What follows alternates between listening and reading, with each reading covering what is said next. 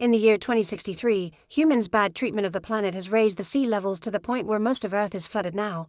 Only 2 continents remain, and currently they're fighting a war over land and resources.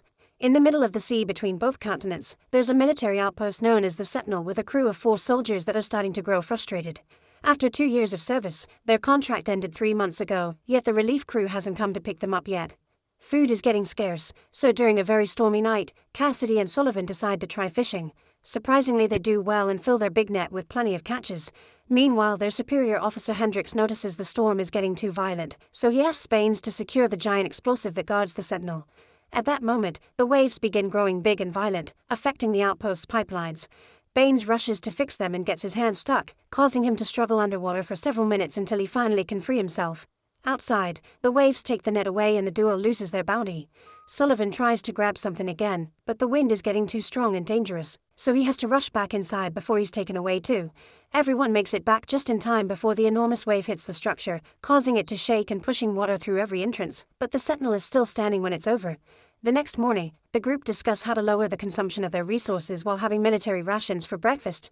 Baines wonders what happened to the fish and gets angry when he hears they lost them, and Sullivan retaliates by insulting Baines for taking parts from his kitchen to repair the main pipes.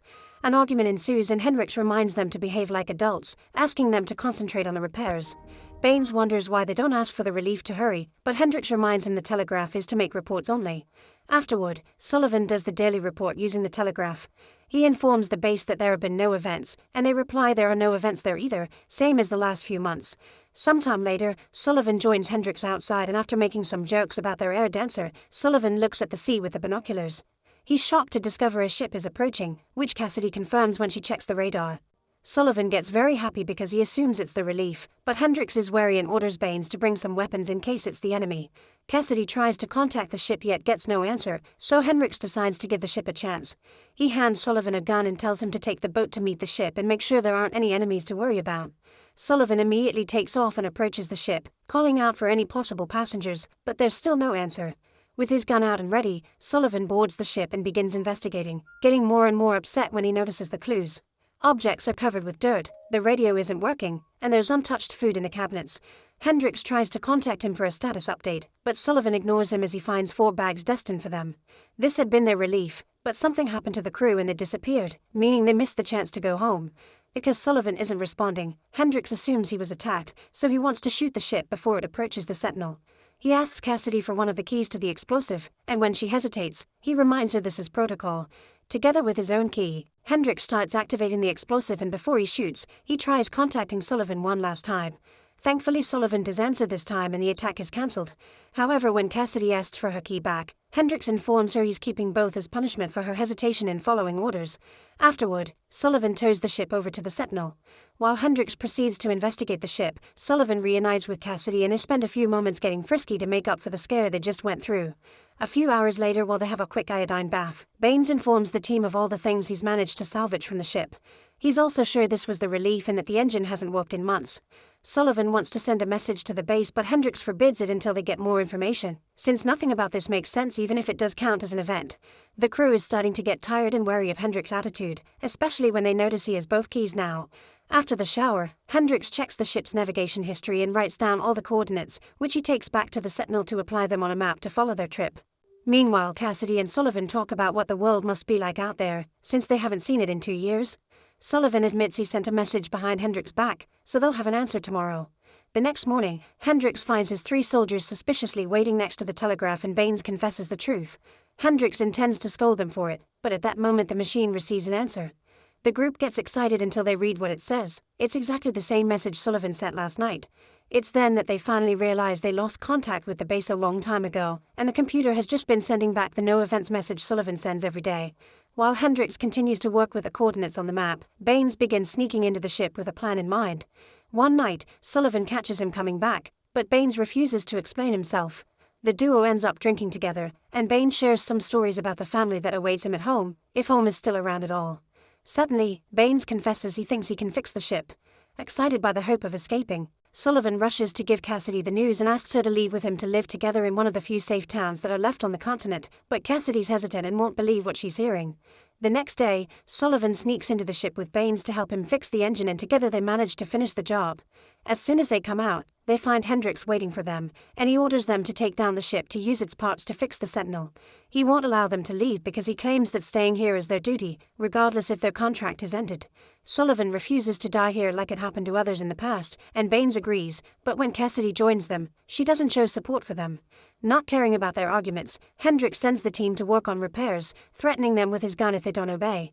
The guys are furious and afraid Hendrix has been too trigger-happy lately, so Cassidy volunteers to talk to him next. Cassidy tells Hendrix she understands he feels after he lost his last squad, but going away doesn't equal dying. If anything, it's salvation. Meanwhile, Sullivan and Baines are starting to wonder if they'll have to fight their boss to get what they want. Their conversation is interrupted by Hendrix, who admits Cassidy has presented a good argument. Since they don't have communications, someone should report to the base.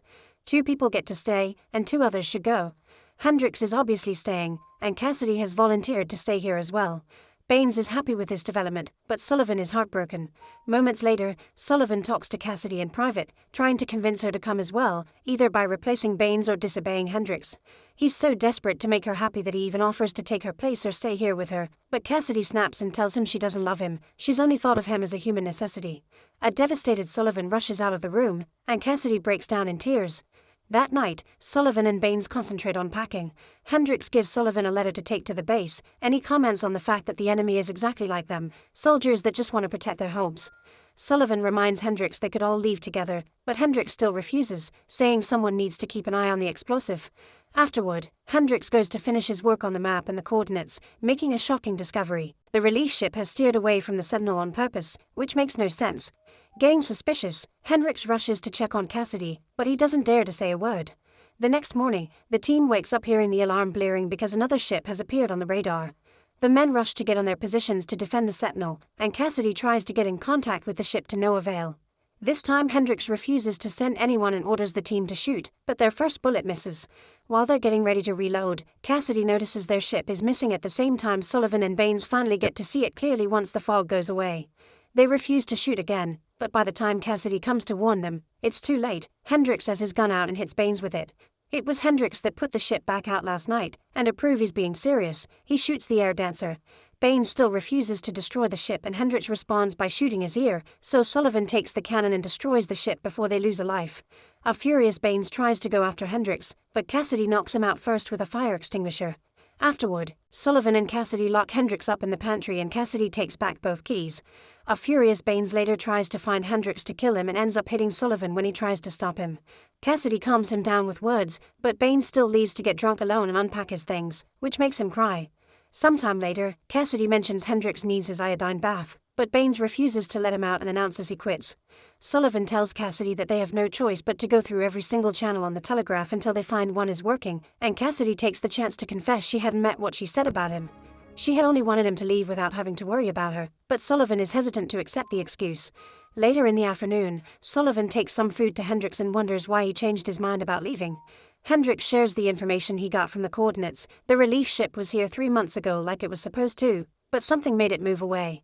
This means there's a traitor among them that wants the explosive. Sullivan doesn't believe him and leaves, locking the door again. While Sullivan spends the rest of his day sending SOS messages to every channel, Baines keeps on drinking and tries to keep himself busy in his workshop, but he soon loses his mind and destroys everything he's built. Later in the evening, Cassidy shares with Sullivan a picture of her as a kid with her family, explaining they were killed by the enemy when she was still a child.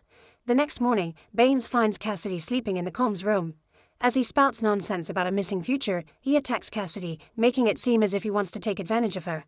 After some struggle, Cassidy manages to push him away, not realizing Baines has stolen the keys.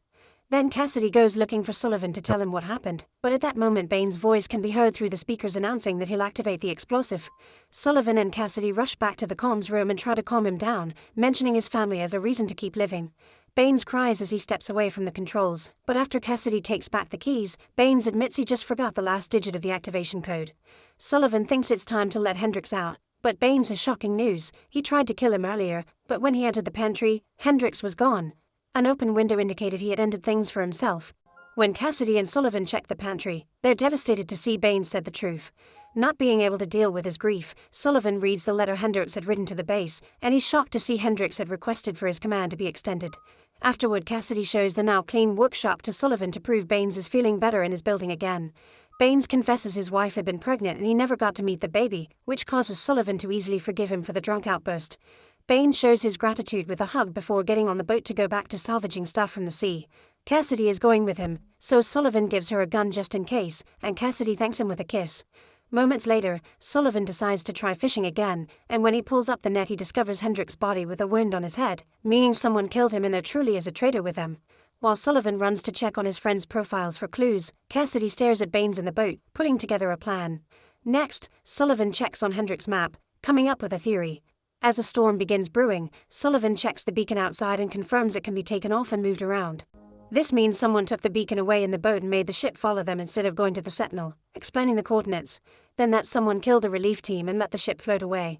A few hours later, only Cassidy comes back from the little trip saying that Baines accidentally fell and died while trying to grab some plastic. Sullivan immediately guesses she killed him and she was the traitor all along, however he's too scared to say anything yet. The next morning, Cassidy wakes up alone in bed.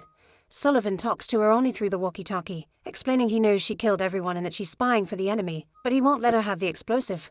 Cassidy then realizes she's missing the keys and runs to the comms room, where she finds Sullivan in the middle of activating the explosive. Since they have no future, he doesn't mind blowing the Sentinel up with him still inside. With Sullivan holding her at gunpoint, Cassidy tries to explain people in her homeland are suffering and she hated lying to him, but Sullivan doesn't believe her and activates the explosive. However, instead of exploding, the machine displays a funny little phrase that Baines liked to repeat, which makes them realize Baines reprogrammed the explosive so nobody can use it for destruction. In the end, Sullivan and Cassidy have a little talk. They agree that no matter what side of the war comes, they'll protect the Sentinel together and keep on surviving.